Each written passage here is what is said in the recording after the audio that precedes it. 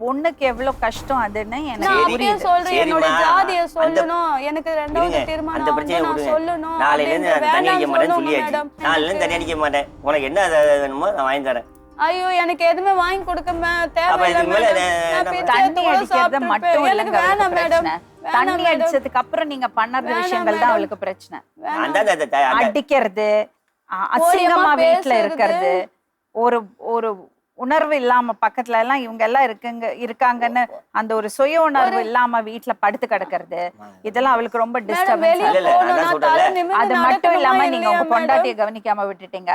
அவ மனி ரீதியா ரொம்ப பாதிக்கப்பட்டிருக்கா. சரி, இது 3 எனக்கு- டெலிவரி, அதுல ஒரு குழந்தை இறந்து போயிருக்கு.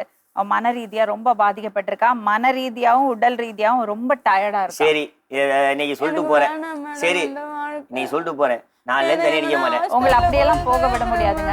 நாங்க இன்ஃபார்ம் பண்ணோம் அத்தாரிட்டிஸ்ட.